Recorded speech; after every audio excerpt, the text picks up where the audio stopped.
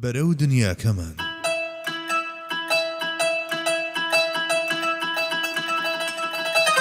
بەرجی دووەم نووسینی مامۆستا محەممەد فەتحوڵڵا گولەن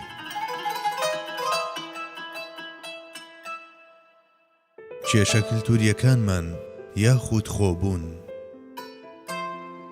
کاتێک دەڵێن خۆبوون بێ هیچ گومانێک مەبەستمان لە دەرخستن و بەخولگەکردنی ئەو ناسنامە ناوەچێمانە کە لەگەڵ میراتی شارستانیەتی خۆمان و کلتوری خۆماندا هەڵشێڵدراوە. لە ئێستادا لەوانەیە هەندێک لایەن وا بزانن مەبەست لە وشەی خۆمانە کۆمەڵێک نمایشی فۆلکلۆری وایە کە هیچ پەیوەندیەکی بەڕێگەکانی معنای میلیمانەوە نییە، یان ئەو غەریزانن کە دەرهاویشتەی نەفسانیەتی حەشاماتەکانن کاتێک هەست بە پێویستی خاڵی بوونەوە دەکەن، یاخود لەوانەیە وابزانن مەبەست دەی مەراسیمەکانی وەک خواردن و خواردنەوە و ڕابواردن و ئاهەنگ و شایی و بۆنە هاوچەشنەکانیانە. بەڵام ئێمە مانایەکی فراوانتر و گشتگیرتر و قوڵتر بە دەستەواژەی خۆبوون دەدەین. ئەویش بریتیە لە دیاردەیەک کە لە ناوسەرجەمتین و توێژەکانی کۆمەڵدا کارایە و بە درێژایی مێژوو لە یادەوەری و شعور و ویژدانی میلەت خۆراکی خۆی وەرگرتووە تا گەیشتووە بەم ڕۆژگارەمان و لە هەست و بیر و زمان و جیهانبینی هونەری نەتەوەدا ڕەنجی داوەتەوە و نمایان بووە و لە دابوو نەریت و عادەتەکانماندا لەگەڵی ژیاوین و بەو سیفەتەی کە گرنگترین ڕەهەندی ژیانمان بووە لە سەرجەم کاتەکاندا.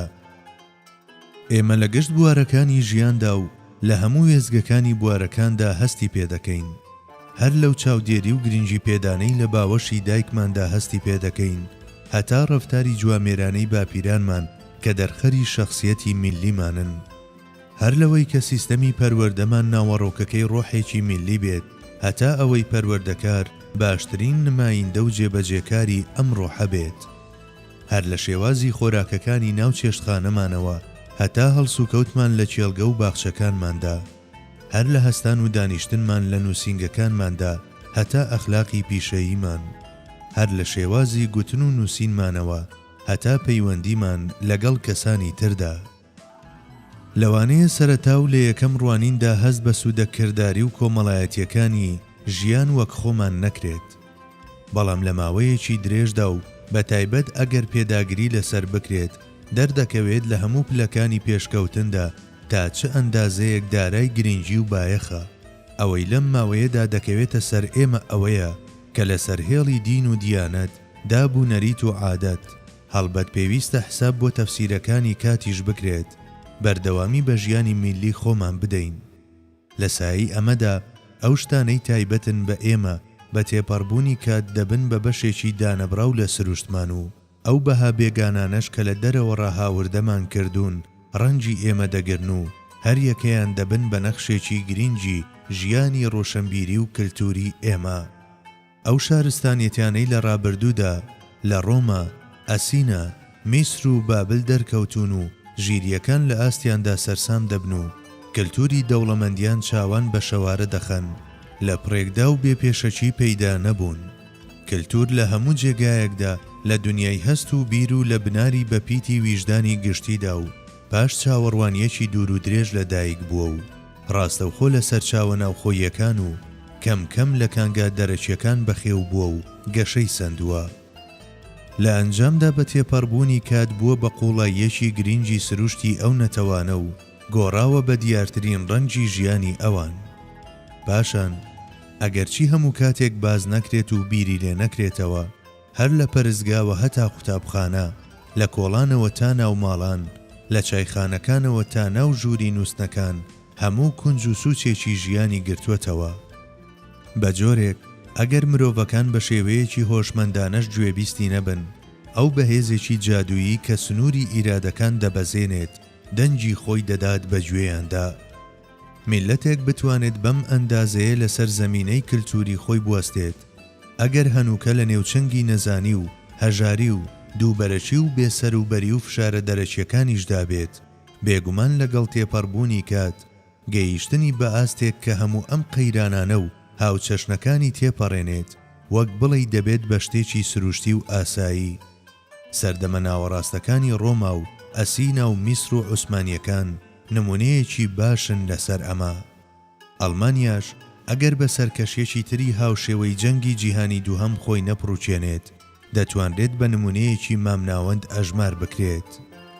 ئەم وڵاتە پاش جەنگی جیهانی دووهەم بە تەواوەتی سەرەوژێر و ئابووریەکەی خاپوور ببوو کەوتبووە ژێر دەسەڵاتی بێگانەوە و کۆمەڵگا لە ئەنجامی ئەو بارە دەرونیەی دۆڕان و پەرێشانی سازی کرده بوو دابەش ببوو بۆ سەر چەند دەستە و تاقمێک و وڵات لەم سەر بۆ ئەو سەری وەک بڵێ ببوو بە کەمپێکی کراوەی دیلەکان. بەڵام لەگەڵ ئەمەشدا دڵی ئەوان بە دڵسۆزی میلی لێی دەدا و ئەڵمانیای گەورە خولیای سەریان بوو، باوەڕی تەواویشیان هەبوو کە تەنها بیر و هێزی بازویان سەروزیادە بۆ هێنانەدی ئامانجەکەیان. لەمڕۆوە ئەگەر بڕیار بووایە ئەڵمانیا لەو مەیدانی مەرگ و لە ناوچوونە ڕزگاری ببێت ئەوە پێویست بوو ئەمە لە سایەی وزەی ژیانی خۆی و کللتوری ڕێکداکوتاوی خۆیدا بێتەدی. لە ڕاستیدا هەروای شتوانیان هەستنەوە سەرپێی خۆیان. بەڵێ ئەو وەکو میلەت ڕووی لە کللتوری خۆی و ڕەگەکانی معنای خۆی کرد و ژیرانە هەلومەرجە کۆمەڵایەتی و دەرونی و کۆمەڵایەتی کللتوریەکانی هەڵسەنگاند و یەکێک بوون لەوانەی کە بە باشترین شێوە ڕاوەی نیو سەدە پشێویان کرد بە قازانجی خۆیان. ئەم نمونەیە ئەم ڕاستیە پیشانی ئێمە دەدات. کورتکردنەوەی کێشە سیاسی و ئابووری و ئیداریەکانی وڵاتێک تەنها لە بوارەکانی سیاست و ئابووری و بەڕێوەبردندا ئەگەر لە ڕوویەکەوە ڕاست بێت لە چەندین ڕووەوە هەڵەیە. بەڵێ هیچ گومانێک لەوەدا نییە کە هەوڵدان و زانیاری و پەرەپێدانی پرۆژەگەلی جێگرەوە لە هەموو بوارەکاندا شتێکی تا بڵێ سوودبەخشە. بەڵام لەم وایە ئەو شتەی لێرەدا پێویستە بە گرنگیەوە هەڵوێستەی لەسەر بکرێت شتێکی ترە کە ئەویش بریتیە لە ڕەگ و ڕیشەکانی مانا و کللتوری ئومەت. ئەگەر میلەتێک بڕیاری زۆرانبازیکردنی دابێت لەگەڵ ڕۆژگاری خۆیدا نابێت لە کۆی چالاکیە کۆمەڵایەتی و ئابووری و سیاسیەکانی خۆیدا ڕەگەکانی معنای خۆی پشتگوێ بخات و هەرگیز نابێت ئەرچی گرنگی کللتور لە یاد بکات.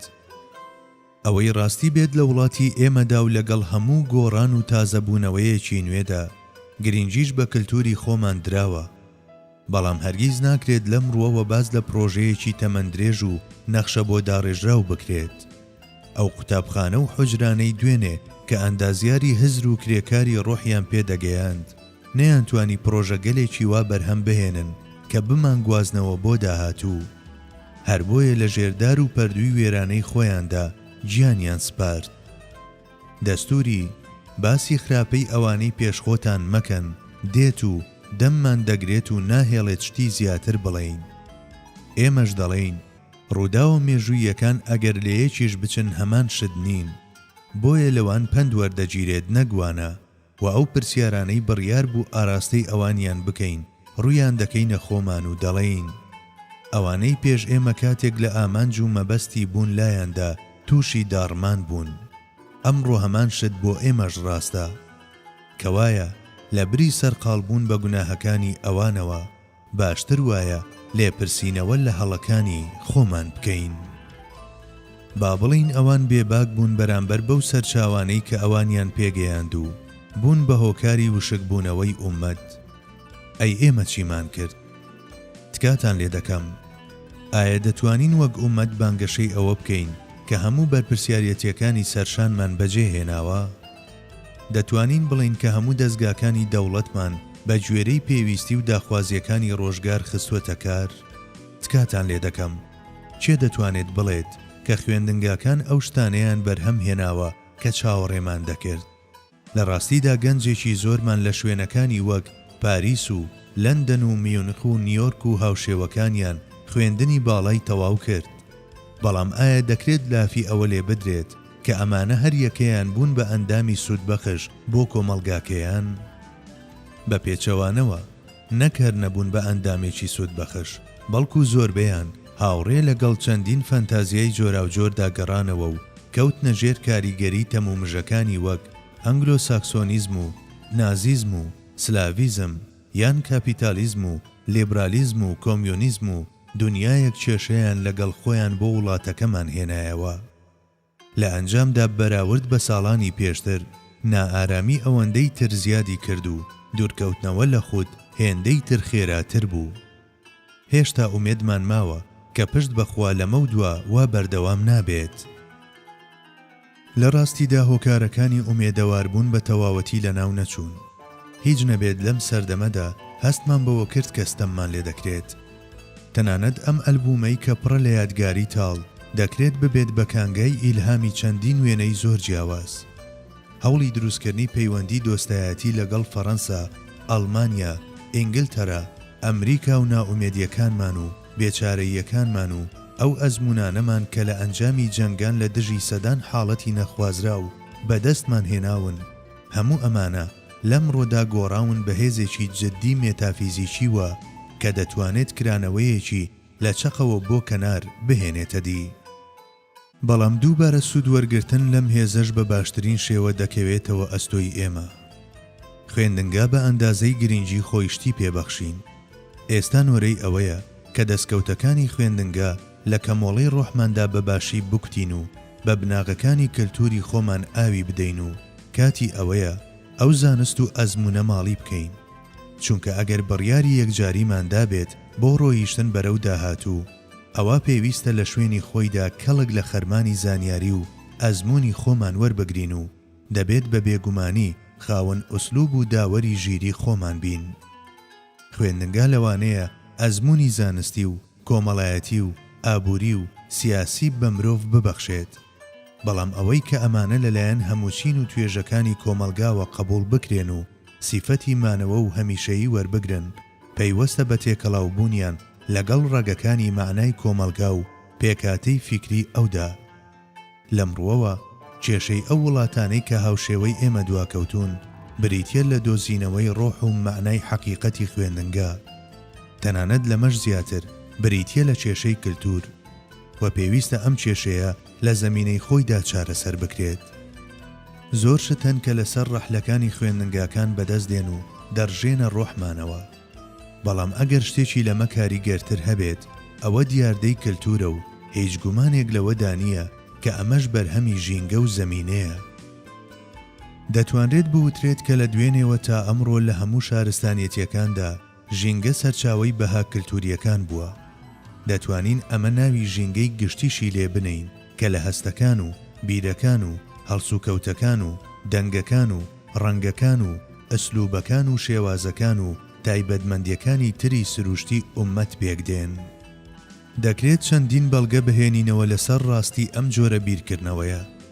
بەڵام لێرەدا تەنها دەمانەوێت لەسەر گشتگیری ئەو کللتورە هەڵوێستە بکەین کە بەهێزترین دینەمۆیە و لەلایەن هەموو چین و توێژەکانی کۆمەلگاوە وەک هەوا هەڵدەمژرێت و وەک ئەو قومی لێدەدرێت و چەشنی گوڵانبوونی پێوە دەکرێت و مانەندی سروش گوێی لێدەگیرێت. تەنها لە گشتگیریەکی لەم شێوەیەدا کللتور فراوان دەبێت و دەبێت بە خاوەنی کاریگەریەکی هەمیشەیی. لە ڕاستیدا کاتێک دەڵێن کللتور، یەکسەر پێویستە ئەم تایبەتمەندیە بێت بە خەیاڵماندا. بەڵێ ئەو بە ئەندازەی ئەو کاریگەریەی لەسەر شوانێکەیەتی بە هەمان جۆر ڕۆشنبیرێک و زانایەکیشی خستووەتە ژێر هەژمونی خۆیەوە. ئاو و خاک و هەوا و تیشی خۆر چەند گرنگ بن بۆ ژیان و بەردەوامی ژیانی زیندەوەرێک. کللتوریش هەمان شتە بۆ ئەمڕۆ و سبەینەی کۆمەلگا. بەڵێ ئەو گرنگترین دینەمۆیە کە تاک و کۆمەلگات دەگەیەنێت بە کامڵی نەفسی و ئەخلاقی. قوتابخانە لەو ڕوانگەیەوە کە خاوەنی ئامانجی تایبەت بەخۆی بێت و بە ئەندازەی قوڵیەکەی لەوانەیە ڕۆڵی بەندەرێک و ڕەمپایەک و مینایەک بجێڕێت. بەڵام ئەمەش پەیوەستە بە هەڵشێڵانی واریداتەکانی ئەو لە مەنجەڵی کللتوری ئومەتدا. ئەجینا ئاشکرایە قوتابخانە ناتوانێت کێشە شەخسی و کۆمەڵایەتیەکان چارەسەر بکات. قوتابخانە ئەگەر وەک فەرمانگەیەکی پلاندانان و چەشنی سەنتەرێکی نەخشە داڕشتن هەندێک پرۆگرام بە ئاراستەی ئەخلاقی گشتی و میراتی میلی بدات بە گوێی ویژدانی گشتیدا، هەرگیز نەبینراوە کە بە تەنها خۆی شتێکی ئەنجامدا بێت. لەمڕۆوە پێویستە قوتابخانە وەک خۆی قبول بکرێت و شتێکی زیاتر لەوەی دەتوانێت بیبەخشێت لی چاوەڕوان نەکرێت. هەرچەندە پێویستە دان بە گرنگی زانستدا بنین، بەڵام بەستنەوەی هەموو شتێک بە قوتابخانەوە زیادەڕەویە و وەکو هەوڵدان وایە بۆ جێکردنەوەی ڕووبارێک لە پەرداغێکدا و تێگەیشتنێکی ئەوامانەی وایە کە چەندین شتی بەڵگەنەویس دەگۆڕێت بە شتانی داخرا و مەتەڵ ئامێز. کۆمەلگایەکی مەحکەم و خاوەندە هاتووی گەشت لە کۆمەڵێک تاچی پتە و پێک دێت کە لە حوکمی پارچەکانی ئەودان. بەڵام لە ڕوویەکی تریشەوە تاچی پتە و خاوەن تایبەتمەندی بەرز تەنها لە بنیاتی کۆمەلگای مەحکەمی لەم شێوەیەدا سەر هەڵدەدەن و پێدەگەن، هەرچەندە ئەمە بەڕوویەکدا لە بازنەیەکی داخراوی مەحاڵ دەچێت. بەڵێ، ژینگەیەک کە بە دەوڵەمەندیەکانی ئێمە ئاوەدان بووەتەوە، کاریگەری لەسەر زانا و نەزان و گەنج و پیر و گوندنشین و شاری و بیرکەرەوە و ئەوەش کە شوێن ئارەزوەکانی کەوتووە دەبێت و هەر لەو کاتەوە کە چاویان هەڵدێن و پەیوەندی لەگەڵ چواردەوریاندا ساز دەکەن، ژینگە و کەش و هەوای دەوروبەریان هەمیشە شتێکیان بەگوێدا دەدەن و لێپرسینەوەیان لەگەڵ دەکەن و گفتوگۆیان لەگەڵ دەبەستن و ئەم زەمینەیە بەخۆی و واریدات و دەوڵەمەندی و هەژاری و توانا مادی و معنەویەکانی یان ئەوان بەخێو دەکات و ئاوەدانیان دەکاتەوە، یاخود هەست و بیریان دەڕمێنێت و هەموو شتێکیان خاپور دەکات. کاریگەری کەش و هەوای ڕۆحی ئومەت لەسەر کۆمەلگا و ئەندامەکانی ناوی بەم ئەندازەیە لەوانەیە هەموو کاتێک هەست بەسەر جەمڕەهەندەکانی نەکرێت و پێی پێ نەبرێت. بەڵام نابێت ئەوە لە یاد بکرێت کە هەم لە جیهانی دەروونناسی و هەم لە دنیای فیزیکیدا زۆر وردەکاری بچووکەن بەڕواڵەت بێنەرخ دیارن و لێ دەرگایان لەسەر چەندین هەڵمەت و دۆزینەوە و داهێنان خستوەتە سەرپشت. جاریوا هەبووە وەستان و چاودێریکردنی کونی مشکێک لەلایەن پشیلەیەکەوە بۆ ماوەیەکی دوور و درێژ شاباڵی بە ویژدانێک بەخشیوە. ئەو مێشکە بیرمەندانەی سەرنجیان لە کۆمەلگایی، ئەو کۆمەلگایی کە ڕێکوپێکی و هەماهەنگیەکەی لە کامەڵترین کۆمارەکان کامەڵترە، هەنگ و مێرولەکان داوە چەندین ئاسۆی نوێ لە بەردەمیان داواڵا بووە و مەگەر خوا بۆ خۆی بزانێت چەند ڕووداوی بێبایەغ لە جیهانی ماددەدا گەڕیان لە ئاتەشپارەی زیرەک و بلیمەتەکان بەرداوە. سەبارەت بە ئەرخەمیدس تاسێکی حەمام و بۆ نیوتن سێوێکی بەربووەوە و بۆ ژۆن ڕێکوپێکی گشتی و بۆ نەسرەدینی تووسی قابلەمەیەک کە لە سەربانێکەوە خل بووەتەوە و بۆ ئیبن هەیسەم ئاوازی ئەو مۆسیقایانەی شێتەکانی هێور کردوێتەوە و بۆ مایکل ئەنجیلۆ دیمەنی سحر ئامێزی هەڵاتنی خۆر و بۆ دەنیس پاپین کوپەیەک ئاو و مەگەر هەرخوا بۆ خۆی بزانێت سەبارەت بە چەند کەسی تری هاوشێوەی ئەمانە ڕووداوێکی بچووک و سادە گۆڕاوە بە کلیلی دەرگای نهێنی و ئیلهامەکان. لە ڕاستیدا لایەنە ئەرێنی و نەرێنیەکانی بنیادی کۆمەلگا و چاکە و خراپەکانی کاریگەریەکی گرنگی لەسەر تاکەکان هەیە، هەرچەندە لەوانەیە هەموو کاتێک عەقڵی ڕواڵەتبین هەست بەمە نەکات. تاکەکان منداڵی ئەو کۆمەلگایان کە تیایدا گەورە بوون و لە کەش و هەوای ئەودا هەموو شتێک دەبیستن و دەبینن و تێدەگەن. ئەوەی لەم ڕۆوە دەکەوێتە سەرشانی خاوەنانی زانست و عیرفان بەگشتی و بەرپرسان بە تایبەتی بریتیە لە تەتەڵەکردنی هەندێک لەو تێگەیشتنە بێگانە و زیان بەخشانەی کە کاریگەری خراپیان لەسەر کۆمەلگا هەیە و پێچەوانەی ژیری و سەرنجدان و ئەزمون و بیری ئاینیە. گەورەترین تەتەڵەکارانی مێژوو پێغەمبەران بوون، دوای ئەوانیش ئەسفیا کە بە ئیلهامەکان ڕاپەڕیون و بیرمەندان کە ژیری و دڵیان یەکیان گرتووە و زانایان دێن کە لە پاڵ فیزیکدا گرنگی بە مەتافیزیک دەدەن و لەگەڵ داوەری ژیریدا هەستی ویژدانی فەرامۆژ ناکەن و لە تەنیشت ئەزموندا گوێ بۆ وەحی خوایی ڕادەدێرن.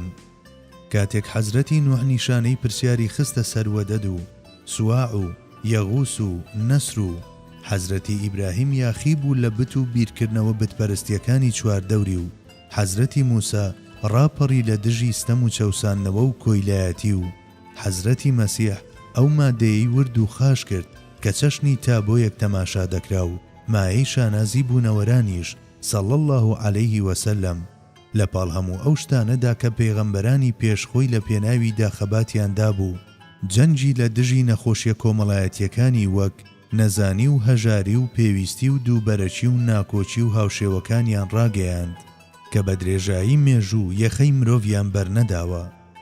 کاتێکیش لە دوای ئەوەوە هەتا ئەمڕۆ نوێکارەکان و مرشیدە کامڵەکان لە ژێر ڕۆشنایی فەرمان و ئیرادە و ڕەزامەندی خوای گەورەدا تەفسیریان بۆ ژیان کردووە هەوڵیان داوە هەمان ئەم کردداری هەڵاوردکردن و تەتەڵەکردنە ڕابپەڕێنن.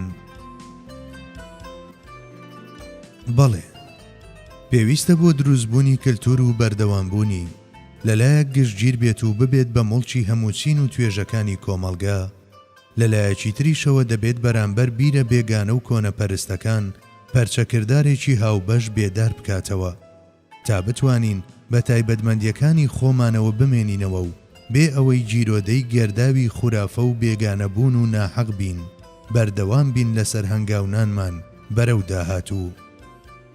ئەوە ڕاستە کە کللتورە جیاوازەکان کار لە یەکتر دەکەن، بەڵام هەرگیز ناگونجێت کللتورێک هاودەم لەگەڵ پاراستنی ناوەڕۆکەکەیدا لە جێگایەکەوە بۆ جێگایەکی دی بگوازرێتەوە و وەکو پۆشاچێک بەبەری ئەمدا بکەنرێت و بکرێتە بەری ئەو، هەروەک چۆن زیندەوەران لەو ژینگەیەدا دەتوانن پارێزگاری لە تایبەتمەندیە زیندەییەکانیان بکەن کە تیایدا پەروەردە بوون. کللتوریش تەنها ئەو کاتە دەتوانێت ئەسڵی خۆی بپارێزێت کە لەلایەن ئەو کۆمەڵگایەوە کە لە باوەشیدا گەورە بووە وەک هەوا هەڵ بمژرێت و وەک ئاوتینوێتی بشتێنێت، تا لە ئەنجامدا دەبێت بە ڕەهەندێکی گرنگی ژیانی کۆمەڵ و بە پارێزراوی دەمێنێتەوە. کاتێک کللتور لە شوێنێکەوە بۆ شوێنێکی تر دەگوازرێتەوە، ئەگەر پێشتر زەمینەیەکی لەبار بۆ سەوزبوونی ڕێگنەخرابێت دەمرێت، یان بەلایانی کەمەوە تایبەتمەندیەکانی خۆی لەدەست دەدات و دەبێت بە شتێکی بێکەڵک و بێمانە، هەروەک دەنگ، ئاواز، هێڵ، وێنە، شێواز و ئوسلوبێکی تایبەت بە ئێمە هەرگیز وەکو خۆی ناکرێت لەلایەن کەسانی ترەوە نوێنەرایەتی بکرێت. بە هەمان شێوە ئێمەش ناتوانین نوێنەرایەتی ئەو سیفەتە کللتوریانە بکەین کە تایبەتمەندن بە خەڵکانی تر. بەڵێ، کللتوری ئێمە سەرەڕای هەموو ڕەنگا و ڕەنجیەکانی هەمان ئەو مانایانە نابەخشێت بە کەسانی تر کە بە ئێمەی دەدات، و ئەو جۆش و خرۆشەی لە ئێمەدا دەیهێنێتە گۆڕێ کەسانی تر بەو شێوەیە ناگرێتەوە.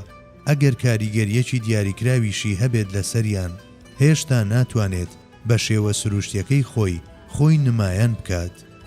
هەمان حاڵەتی نەرێنی بۆ ئەو کللتورەی میلەتانی تریش ڕاستە کە بێ هەڵبژاردن و تەتەڵەکردن وەریان دەگرین، چونکە کللتور شمەچێکی وەک تابلۆ و وێنە و کاسێت و هاوشێوەکانی نییە کە پاش دانی پارەکەی ببرێتەوە بۆ ماڵەوە.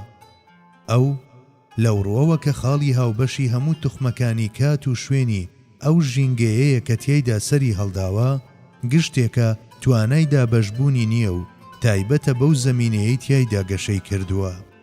پێویستە متاڵایەکی هاوبەش بکرێت بۆ هەموو ئەو توخمانەی لە پشتی کللتورەوەن، بۆ ئەوەی بتوانرێت سەرجەم ئەو پارچانەی کە کللتورەکەیان پێکێناوە و گۆشیان کردووە لە چوارچێوەیەکی دیاریکراودا کۆ بکرێنەوە.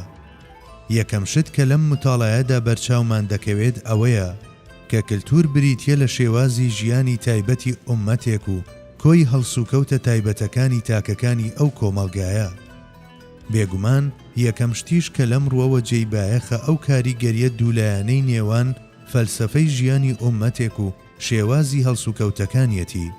فەلسەفەی ژیان چەند ڕەنجی داکوتا بێت و تا چەند ببێت بە مڵکی تاک بە تاچی کۆمەڵگا، مانای وایە دووهەمیشیان بە هەمان ئەندازە خاوەنی داهاتووی گەش و سیفەتی مانەوەیە.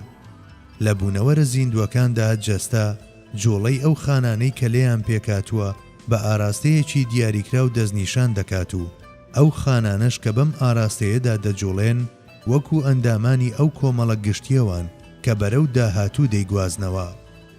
کۆی ئەم بزەوتنانە لە چوارچێوەی لێپرسراویەتێکی دوولایەنانەدا بەڕێوە دەچێت، بەڵام لەو بوونەوەرانەدا کە خاوەنی ئیرادەن لەلایەک پلەبەندی کار و فەرمانبەریەکان جێگیر دەبێت و لەلایەکی تریشەوە ڕەخنەکاری و تاقیکردنەوە و هەڵسەنگاندن لەلایەنی ژیری ساغ و سەرنجی تەندروست و هەستی ویژدانیەوە ڕوودەدات.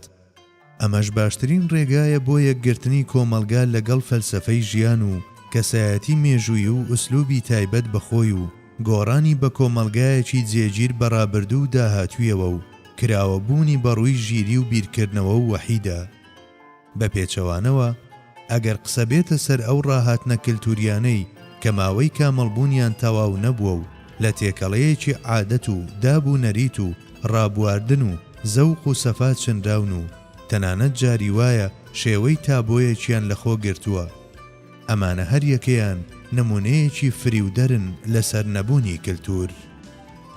بەڵێ، لەو نەتەوە و شارستانیەتیانەدا کە هەژانیان تێپەڕاندووە و گەیشتون بە جێگیری، بە بەردەوامی کردداری کارتێکردن و کار لەسەرکران، وەرگرتن و بەخشین لە نێوانچین و توێژەکانی ئەم کۆمەڵگەیانەدا ڕوودەدات.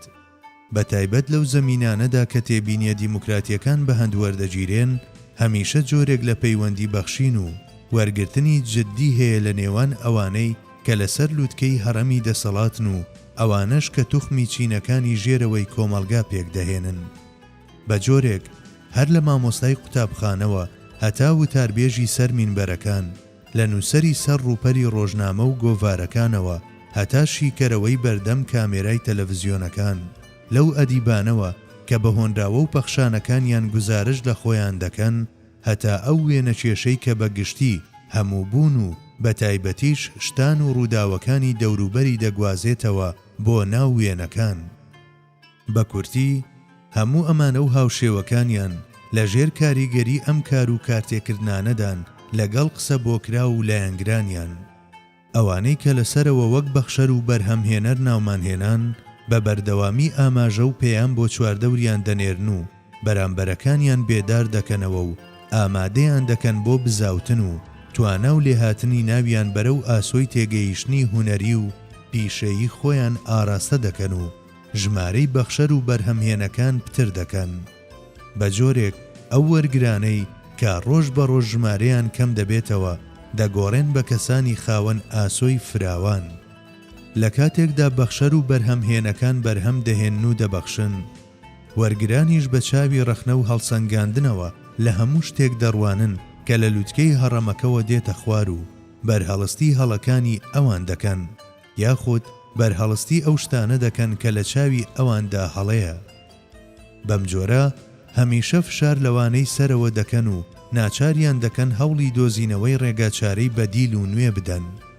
لە سایی ئەمەدا هەموو شتێکی تایبەت بە خۆمان پتەوتر دەکرێت و هەر لادان یان تێکچوونێکی ئوسلوب لە بێژینگ دەدرێت و هەر ڕەفتارێکی هەڵەش بە مەبەستی تەتەڵەکردن لێپێچینەوەی لەبارەوە دەکرێت. کار و کارتێکران و وەرگرتن و بەخشینێکی لەم جۆرەش تەنها بەوە دەبێت کە میراتێکی هاوبەشی وەک کللتور ببێت بە موڵکی هەموو چین و توێژەکانی کۆمەلگا. بەڵێ، ئەگەر میلەتێک بەسەر جەم چینە جیاوازەکانیەوە وەکو پێغەمبەر دەفەرموێت بوونیان مەرسوز بێت و بە توندی یەکیان گرت بێت و هێز و گوزەی خۆی تەنها لە پێناوبوون و ڕێکوپێکی بنیاتی ناوەچی خۆیدا بەکار بهێنێت، ئەوە سەبارەت بە و شاخ و داخە سەختەکان دەگۆڕێن بە دەشتاییەکان و دەشتاییەکانیش بە تەختاییەکی بێلەمپەر. ئیدی سەبارەت بەم میلەتە بوون بەلایەنێکی بەهێز لە هاوسەنگە نێودەوڵەتیەکاندا وەک شتێکی ئاسایی لێدێت. بەڵام هەبوونی پەیوەندیەکی کۆمەڵایەتی لەم جۆرە، بە تایبەت ئەگەر خاوەنی کاریگەریەکی بەهێزیش بێت، دیسان وابەستەی کللتورێکی میلی وایە کە لە چوارچێوەی تایبەت بە خۆیدا جێگیر بووە و تێکەڵی ژیانی هەموو چینەکانی کۆمەلگا بووە و گۆڕاوە بەلایەنێکی سروشتی ئومەت. کللتورێکی وە کە لەسەر بەها ئەخلاقیەکان دامەزراوە و ئەوانی هەڵمژیوە و بەوان گۆش بووە و پاڵی بەهێزی نەدۆڕاوی دینەوە داوە و لە سایی ئەمەشدا لە توانایدایە هەموو نامۆبوونەکان بە خود تێپەڕێنێت و پاڵپشتی لە جیهانبینی هونەریمان دەکات و لە گشت جێیەکدا دەبێت بە پەناگەیەکی ئارام بۆی. ئەجینا کللتورێک کە چوارچێوەکەی بەباشی دیاری نەکراوە یان پشتگیری سەرجەم لایەنەکانی کۆمەلگای بەدەست نەهێناوە، نەک هەر دەوڵەمەند نابێت و ناتوانێت ئومەتێک لە باوەش بگرێت، بەڵکو لەم حاڵەتانەدا ئەوەی کە هەمیشە کللتور دەبێت بە ئامرازێک بۆ دژایەتی و یەکتر لە ناوبردن لە نێوان ئەندازیارەکانی و شاگردەکانیدا وەکو دەرەنجامێکی حەتمی لێدێت. جاری وایە دژایەتیەکی لەم جۆرە بە تایبەت لە بابەتەکانی وەک ئەخلاق و هونەردا لەوانەیە زامگەلێک دروست بکات کە تیماربوونیان مەحاڵە. هەروەک چۆن جاروبەر زیادەڕەویکردن و هەستیاری لە ڕادەبەدەر لە بابەتێکی ئەخلاقیدا هەست و بیرکردنەوەکان دەخاتە ژێر کاریگەری خۆیەوە و تا لە ئەنجامدا تاک و کۆمەلگا دەخاتە باوەشی پوکانەوە و هەژاریەوە. بە هەمان جۆر جاریواش هەیە لەوانەیە لە هونەرەکاندا دەرگا لەسەر نەبوونی ڕێسا و بێڕەوشتی بخاتە سەرپشت و هەموو شتێک بە فەوزە و بەدڕەوشتی پیس بکات. کاتێک بیر لە ڕووداوی کللتور دەکەینەوە لە بری سازکردنی زەمینەیەکی زەق و سەفا و ڕابواردن بۆ ئەو کەسانەی کە هێشتا چالاکی ڕۆحیان بە یاسا و ڕێساکان ڕێک نەخراوە، پێویستە یارمەتی بدرێن بۆ ڕوبەڕووبوونەوەی ئەو کێشانەی لەمڕۆ و سبەینێدا دێنە ڕێیان و دەبێت بەرەو بیرکردنەوە و گشتگیری ئاراستە بکرێن تا بگەن بە توانای هەڵبژاردننی ڕاستی و جوانی و چاچی.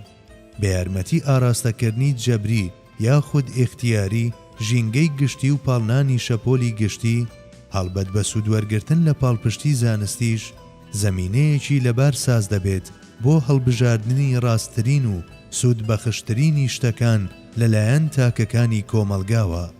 بەم جۆرە کەمێک بە یارمەتی پەیڕەوکردنی یاساکان و کەمێکیش لە سایەی ئاراستەکردنی ئازادانە یان زۆرە ملەی بنیاتی کۆمەڵایەتی لە خاڵی یەکتر بڕی نێوان ئەخلاقی بوون و زانستی بوون و چێژی هونەر و خواناسیدا دەبێت بە پەروەردەکاری شێوازی ژیانمان و دینەمۆی جوڵە و بزاوتنمان و هەمیشە لە مەیدانەکانی باشی و جوانی و ڕاستیدا تامی سەرکەوتنمان دەرخواردەدات.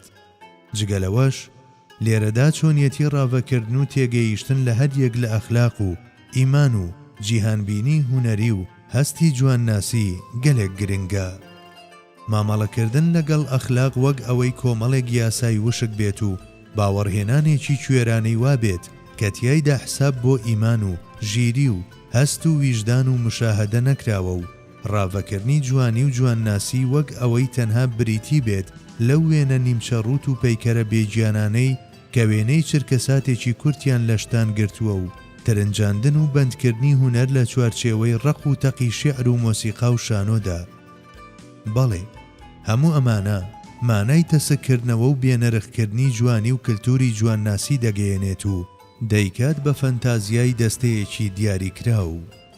زیندووبوونەوەی خۆمان و کللتورەکەمان چاوەڕێی ئەو پاڵەوانانەی کە دڵیان بە ئیمانباڵی گرتووە و ئەو ئەندازیارانەی فکر کە بە ئاسۆی بیرکردنەوەیان گەشت بەرەو داهاتوو دەکەن و ئەو بلیمەتانە دەکات کە بە تێگەیشتنی هونەریان بوون و ڕووداوەکان لە باوەش دەگرن و بە هەست و تێبینی و سەرنجەکانیان ئاسۆگەلێکی وامان پێدەناسێنن کە زۆر لەم ئاسۆیانەی ئێستامان دوورترن.